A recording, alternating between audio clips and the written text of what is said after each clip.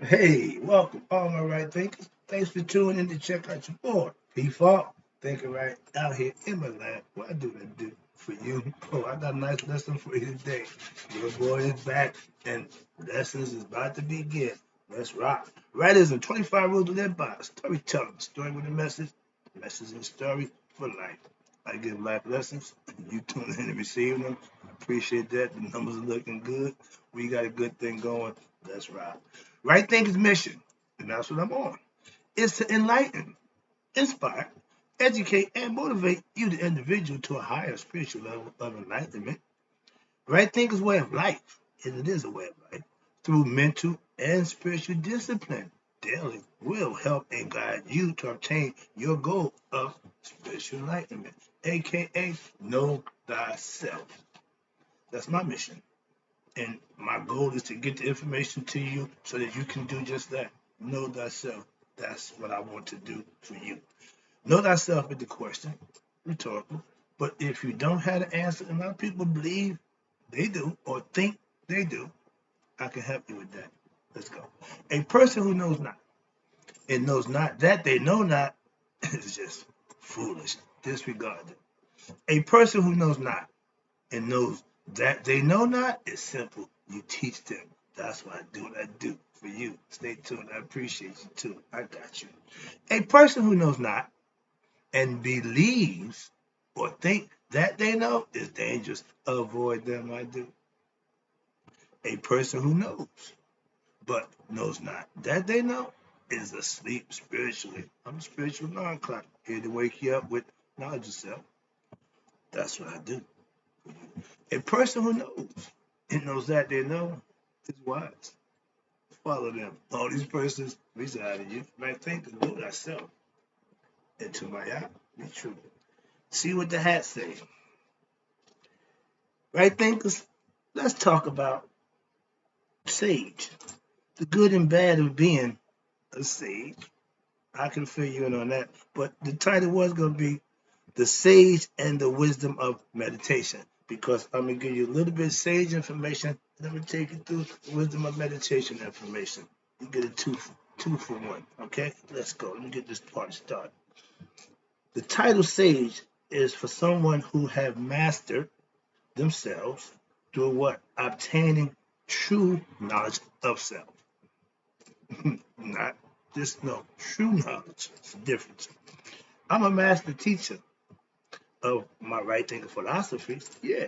But that means that I have mastered myself through right thinking philosophy, knowledge being attained by me. It's mine. Why? Because I took everything that I learned, combined it with my experiences in life, and I came up with my philosophical concepts. Not that I invented nothing new. I didn't create no new religion. I just put together concepts and principles that I know work. I've been practicing them. I implement them. Now I'm teaching them to you. And I know now, those who are using them, they tell me it worked. Thank you. But I told you that when I gave it to you. Why? Because I use it. That's the important part about right thinking philosophy and being a sage. If you preaching it, you should be practicing. If you're teaching it, you should be living it. I became a sage when I taught my right thinking philosophy, and my right thinkers became masters of themselves. I got one. Through my philosophical principles, implement them, live them. I ain't seen nobody yet come close to this brother's knowledge of what I profess. When he talk, he sound like me. So yeah, my man. A sage, understand this. A sage can instruct an ignorant, unenlightened person to self mastery. With the proper tutelage and time, I can make you into a master of yourself also. That's my goal. That's my mission. All my right thinkers should have self mastery. Why? They should know themselves. That's self mastery. Okay? As a sage, I live by the rules that I teach to show other right thinkers how it's done. Well, when you do that daily, okay, I've been doing it for the last 4 years. Let's move on. A sage is a have no friends. Hold on one second. Yeah, sorry about that. I ate the phone ring, but back to the lesson. it was said, a sage has no friends. You're right. Let me tell you about this right quick. Now, I have been practicing right thinking philosophy for over 10 years now. And I have now just starting to get people's attention. It's okay. But let me tell you, I'm told you have no friends. Why? Because I live a righteous and virtuous lifestyle. That guy, my mother asked me, can you go anywhere without your entourage? Tonight I got my award, banquet night, Hall of Fame. It was just me and my mom.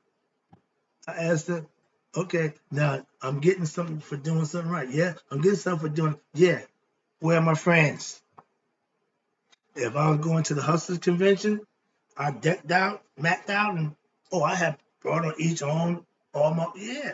See, so that's the concept. Sage has no friends. I study for my lessons daily. Whoa, I'm sorry about that. No. Now, I have friends. My brother told me this. My brother said, you got friends, and I do. It's just that your friends don't want to hear what you talking about. Oh, oh, oh, if I'm not talking about football, basketball, and nonsense, yeah, prove his point. I called my dude. We talking about right thinking. Oh yeah, man, I got to go, man. He said, talk about, what do you want to talk about? Calling back up. Man, what I do? Man, what about your boys? How you doing? Oh, yeah, man. 2 or 3 hours go by. We just kicking the ball. So that's why I say I had no friends. When I was a bad guy, I had friends up the wazoo around me constantly. Now there's no one. But I'm living right. I'm doing the right thing. I'm just saying. I'm really comfortable with what I'm glad I'm comfortable with being by myself. Why? I'm an introvert by nature. I don't need a whole bunch of fanfare. When I was doing that, I didn't need the fanfare. It was just came with the territory. It's part for the course. When I got locked down, I didn't need a group. But I'm doing that, still don't need no group. So let's move on. A sage spends a lot of time meditating, studying, not much praying. Why? I'm not a praying man. I pray internally, but my prayers is quick and to the point. I make it known and I'm moving on. I got my best buddy, my pastor. He's a praying man. If I feel a need or the desire to talk to the Lord, I go into myself and make the conversation. When I want an external prayer, I call my pastor. I need prayer for me. And that's what we do. Whatever I call him and need a prayer, I can get that. That's a prayer, man. Okay, so that's why I don't do his job. Praying is his thing, not mine. All right, where we at? I study. Okay, here you go. I pray first, not long though. Then I go into my meditative state, and then I go to the gym, and then I come home and study. That's all before the sun comes up. I'm just saying. All right. I study mainly my craft, right? The philosophy. I keep my books, I study. But I learn other stuff on my free time. That's why I don't watch a bunch of nonsense. I study again for my lessons daily. And I also study other things of my interest that interest me. Not sports, not none of that nonsense. Now I used to watch TV hours for hours, sports events, win daily, every day. I'm sports center, bang, good game, bang, bang, bang. Baseball, football, basketball, seasonable. I'm just, yeah. And doing all that, I got nothing but Hmm. Oh, nothing but useless information that didn't serve me nothing except I want to argue about my team and what they won or lost, who's the better player, who's the GOAT, who all that nonsense that means nothing. So I don't spend my time with that. I don't watch sitcoms. I don't watch game shows or soap operas daily or nightly. Don't make a difference. Empire and all that other good. I don't watch none of that. I'm just saying, because it's to me useless information. Does nothing for me. I'm just saying. I love acquiring useful information. So I look at things that going to enlighten me, will give me information that I can use, not a bunch of useless information about him, his life. And I could care less about them people. But I love acquiring useful information when daily. I learn something new every day. Why? Because I study every day. Simple. And I've been doing this for a while now, so I have a little build-up of in education and enlightenment and information useful. Excuse me, not useless. So I hope the information I'm giving you now is supposed to be useful. That's why I'm giving it to you to use. Watch this. Now, a sage life is not for everyone. Everybody ain't trying to do what I do. Understand that? But the stuff that you have to do to get this title, just like the doctor, the lawyer, the beggar, Indian chief, they all had to do something to earn their title. Same thing with the sage. What I do to enlighten you daily is not easy, but I'm up early, praying, meditating, studying, and doing what I do so I can enlighten you. Part of what I do. And I love it. I put a lot of time in what? Preparing for greatness on my time. That's me doing what? Me. And that's what a sage do. Him. And help others do the same. But start with me first. Being a sage has its downside. Really? Mm-hmm. No one wants to talk to you, and no one really understands you. Why? Because you changed and they still see you the old way. They ain't said the change. It's not my fault. I love being respected though. For what? For having spiritual and self-knowledge locked down. Whereas I live it, I teach it, and that's when I put my work in so I can show you how it's done. I ain't gonna just tell you, I'm gonna show you. Old man told me I can show you better than I can tell you. So that's why I do what I do for you daily. Next one. Sages serve their higher selves. Why? Because they know themselves and they're spiritually enlightened. That's the goal of all right thinkers. Moving on. Last one. I appreciate you tuning in. We ain't done. I got something else for you. I ain't done. Now, a sage was a good student, obviously, that mastered themselves. That's the best part. I learned my spiritual truths from some of the best teachers ever. And I became a master of them for myself. Now I'm one of my teachers used to be to me, a sage, highly enlightened, skilled brother with knowledge of self who can help others do the same. For 30 years. I got 30 years as a student. Mm-hmm. Long time. Well, what you read? Yeah. Trust me. Working on being my best self. It ain't just learning information, it's living it, it's professing it, it's manifesting for yourself. Now I got proof. Now when I give you this information and you tell me, yo, you was right, yeah, it worked, I'm comfortable, confident, knowing what? I did it, I know. That's why I'm giving it to you. If it's bad, I'm not giving it to you. When I sold drugs, they was good. Why? That's how I made my money. I don't do bad. Now I teach others how to become masters of themselves. Why? I know how. Being a good student means you did what? These three things. And you did them pretty well. Listen. My teachers talk, I listened, paid attention. And I reflected on what I heard. Put it to practice, put it in my everyday life. And then I took it to the next state, the meditative state. I locked it in. I made it part of what I do. I made it part of me. That's what sages do. They transform themselves to be what they teach and what they think they are. As a sage, I mastered my craft of spiritual knowledge and I learned the truth and live by them. If you know the truth, that's fine. Knowing the truth don't mean jack if you what? Not living it, implement it, Having a bunch of money and don't spend it is a waste of time. Having a bunch of knowledge and don't share it, same thing. So I got to get some of this knowledge out one way or another. Last one, it's good to be respected as a sage, aka master right thinker. That's my objective, that's my point, and that's what I need to be, because I can teach you to be like me, master of self, knowledge that you can live by. Moving over here to the book. Now we're going to talk about wisdom meditation. Right quick, I'm going to try to run through this.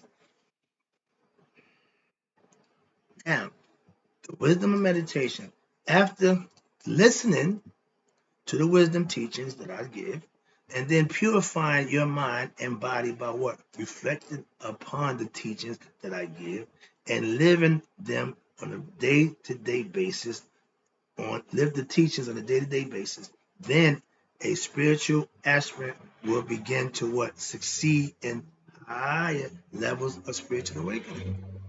You start out and work your way up. Meditation is the third and final step to learning. You listen and reflect, and then you put it to meditation. That's why we're here with knowledge, wisdom of meditation. Let's go. And wisdom of yoga, watch this. No, excuse me. Meditation is the third step in the yoga of wisdom philosophy and the third level of religion. I tell you, there's 3 steps of religion: listen, reflecting, and meditating.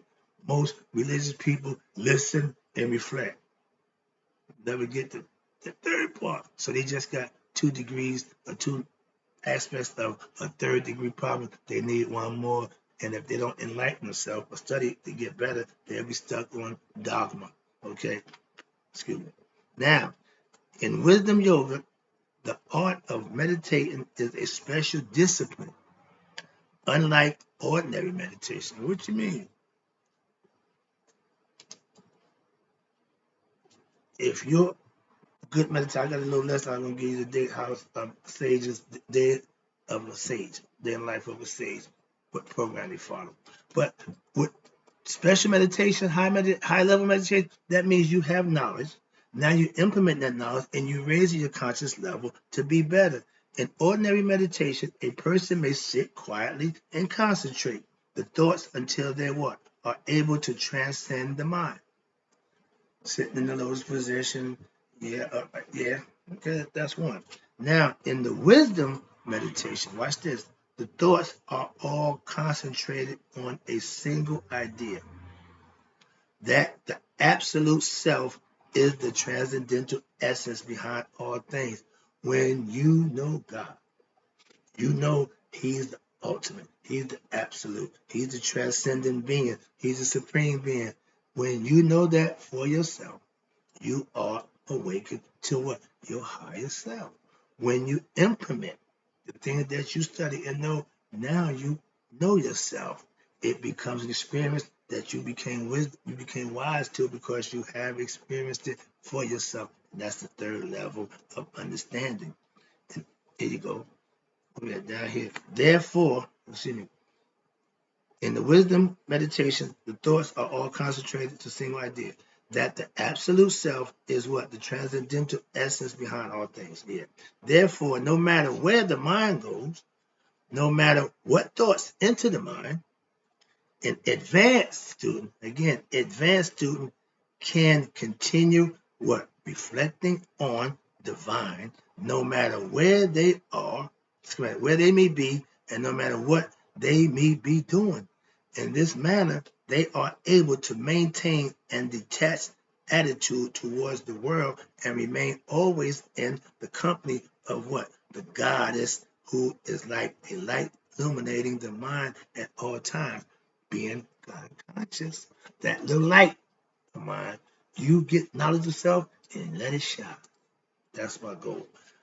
As a wisdom student, advanced, he or she is what? Able to know egoistic feelings or thoughts arising in the mind, and they can what? Dismiss them immediately and effortlessly. Why? With a single thought. When you have advanced knowledge, when you're an advanced right thinker, when the negative connotations come in, when the ego want to step up and Smack him down, put your foot on his neck, and keep him at bay. You'll be fine. As an ignorant person, watch this. You're dominated by what? Your thoughts, your feelings, and desires, and they cannot act with reason. Once you get caught up in emotions, once your thoughts go awry, you will lose that situation. You have lost control of yourself. The situation you will not be able to handle too well. We get enough of that, a lot of that going on. So therefore, they are what? Constantly agitated and in a state of discontent. He never happy, ain't never satisfied, ain't never peace. It's always something. We all know them kind of people. Some of us is that kind of person. If you be honest with yourself and call a spade, you start working on that. Why? Because you realize, yeah, I do that. If you know something that you're doing is not good, stop it. Simple. Now, the practitioner, the yogi of wisdom, can what? Discover the essence of things with the power of the mind, which is the most best mechanism known to man. And they can what? Rise above the clouds of thoughts in order to see the entire field of what? Human life. From that great heights of self-mastery, just as an airplane soars high above the clouds in order to go beyond the pettiness and limitations of human existence. That's why Haru, the spirit, is in the falcon or the hawk form. Why? Because the special powers that the falcon and the hawk possess: speed, 280 miles an hour; eyesight, they can pick up a field mice from 2 miles up in the air and go get him. They could see a fish in the water 10 meters deep and hit that water, grab the fish, come out, and be dry, aerodynamically sealed. So he can get you in the air, land, and sea. That's why he represents the higher level consciousness in man. Symbolically, he's a bad man. Haru, that's you. You should be in the end. Now, continuous meditation on the divine is the key to spiritual realization with respect to what? The single-minded devotion of one's consciousness, which is necessary to realize what? The light that's inside. A teaching is given in the Christian statement concerning the two masters, which was it? Which cannot be served jointly. That's over here. You cannot serve two masters, so you can't be two things at the same time. Had that conversation with a young man the other day. These are either worldliness and engagement in what? Sense objects, which leads to mental illusions and imaginations, aka duality, or the path which leads to what? Introspection and enlightenment, oneness. When you know that everything is on the one, you'll know that. Now you got a book called the Bhagavad Gita. They call it the Gita for short. The Gita gives extensive instruction in this area. The idea of one pointedness of mind, all your heart, occurs in the Bhagavad Gita as Krishna explains, watch this, to Arjuna in various ways how to attain oneness with the divine. How you do that? Glad you asked. The importance of maintaining a single-minded devotion to the divine is embodied in the verse that you hear. No man can serve two masters, for either he will hate the one and love the other, or else he will hold to one and despise the other. This is from Matthew 6:24. The psychological interpretation of this statement clearly refers to what? A human outlook which is extroverted and externalized rather than introverted and self-fulfilled. If you're looking for pleasures in anything in the world outside yourself, waste of time.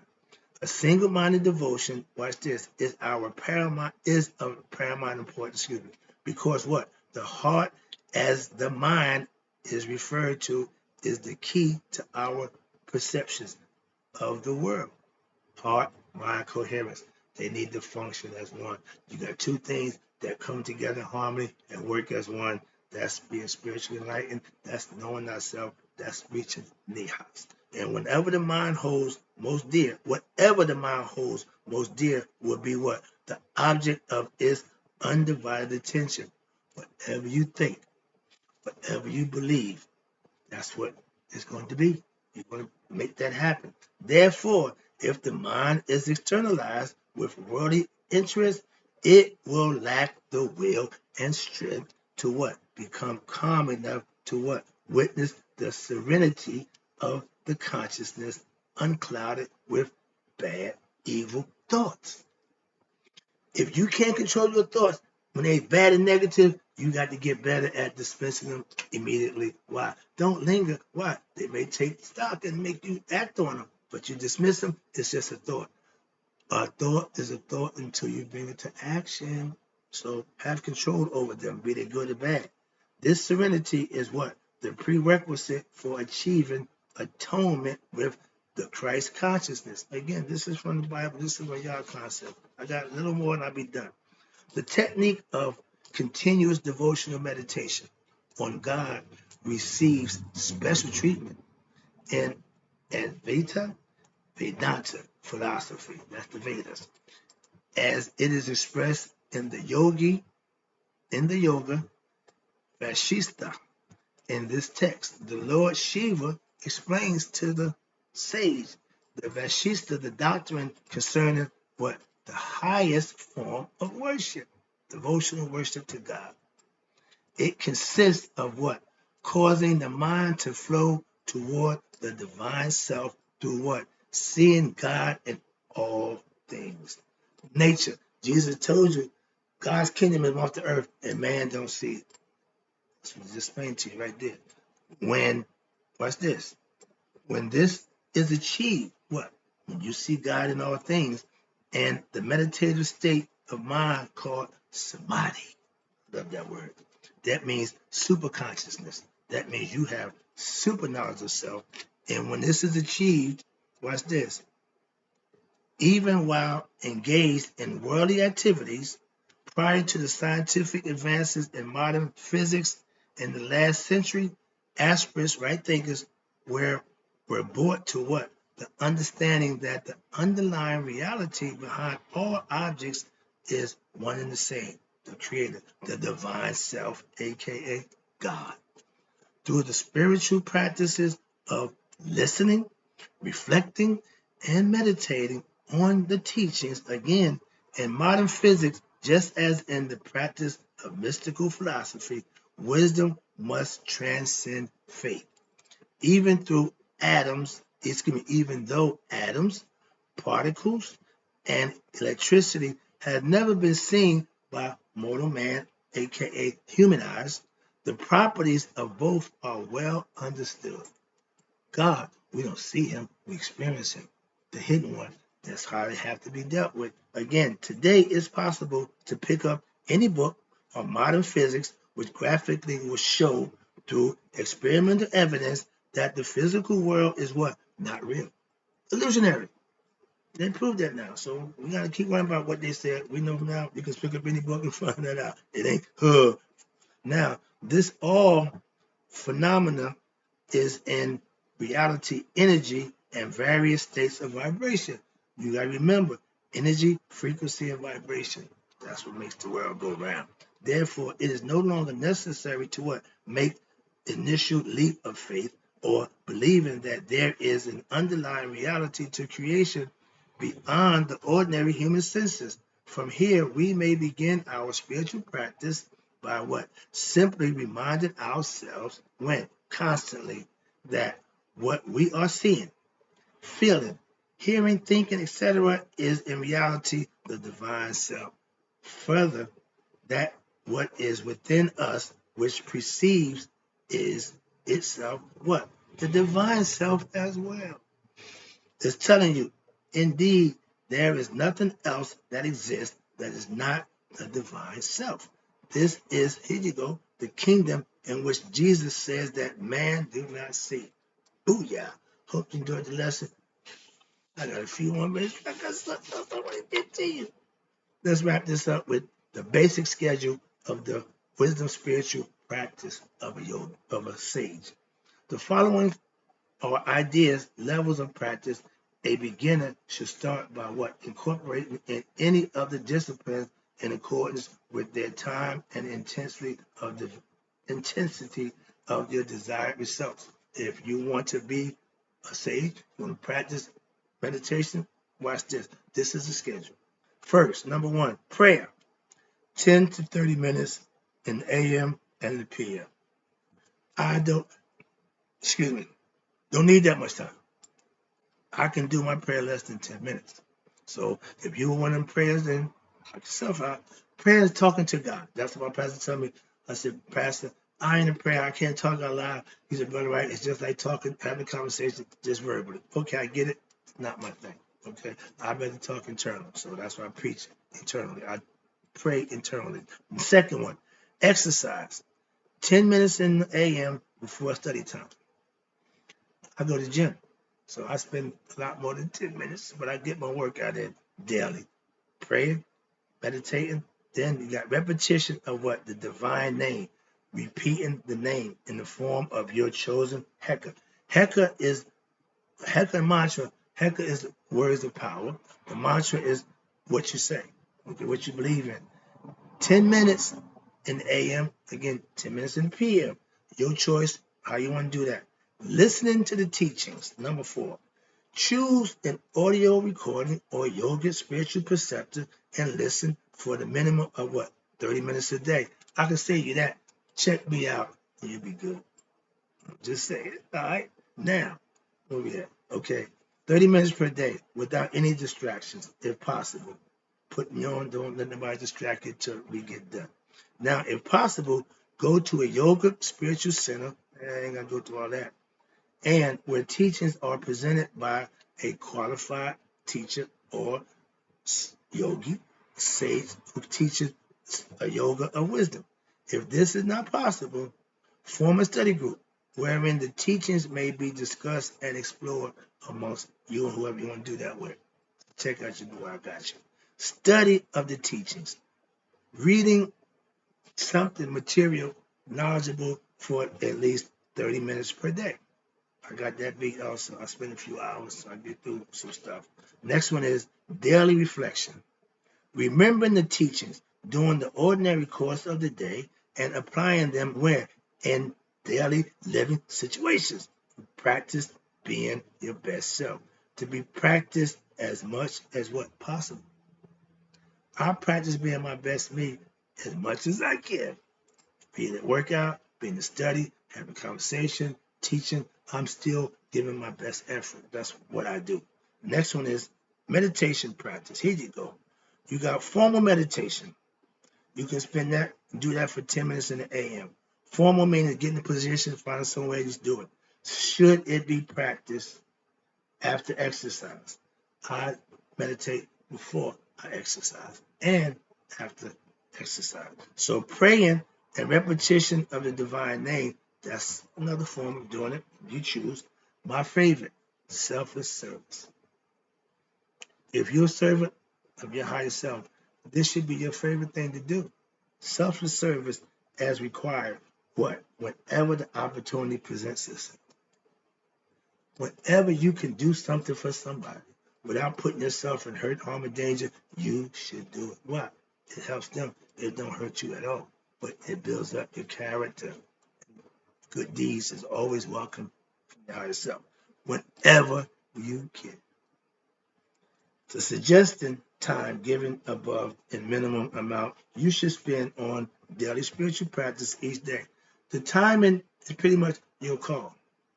But the fact that if you put a routine together where you basically do what you need to do on a day-to-day basis, something will change in your life. Okay? Once you have established a schedule, minimum time to devote to practice, even if you do maybe just 5 or 10 minutes of a meditative time during the day, nothing else. Keep your schedule if at all possible. That's the purpose. Do it daily. Make it part of what you do. Many people feel that they do not have the time to incorporate even ordinary activities in their lives. Okay, if you don't have the time to take out for you, that's a you problem. They feel what? Overwhelmed with life. This is why you meditate. And they feel they have no control. Again, that's why you meditate. If there is no control, it is because there is no, I just did the lesson today, discipline, be it spiritual or self. If there's no discipline, there is no success. There is no gaining of anything. If you make a schedule for all of your activities, spiritual, non-spiritual, and keep to it tenaciously, that means hold it as best you can, as much as you can. What will happen? You will discover that you can control what? Your time and your life. I'm in control of my life at this very moment. Didn't know how I got here, but I'm where I want to be. As you discover the glory of what? Spiritual practice, becoming spiritually enlightened, living a spiritually disciplined lifestyle, you will find even more time to what? Expand your spiritual programming, teaching, learning, whatever it may be. But ultimately, you will create a what? A spiritual, righteous lifestyle, virtuous, which is what? Entirely spiritualized. I'm spiritually disciplined. I'm spiritually enlightened. Everything I do is spiritual. This means that every act in your life will be what? Based on wisdom teachings, aka Maya, my girl. And therefore, you will not only spend a particular time of day devoted to spiritual practices, but every facet of your life will become spontaneously worship of the divine. This is perfect. This is what I do. This is how you do it. It's laying it out there for you. I follow it, and I can tell you it works. So I'm teaching it to you. Hopefully you practice it. I'm going to wrap this up with good association is a teacher discipline relationship. I just get it listed out. Wherein what? Right thinking philosophy teachings are presented to what? Promote spiritual and thus mental and even physical health. Big three. Wrapping it up. Through continuous association with the sage or other spiritual advised personality, you, the aspirant, is led to what? Discover his or her true spiritual identity. Haru is you.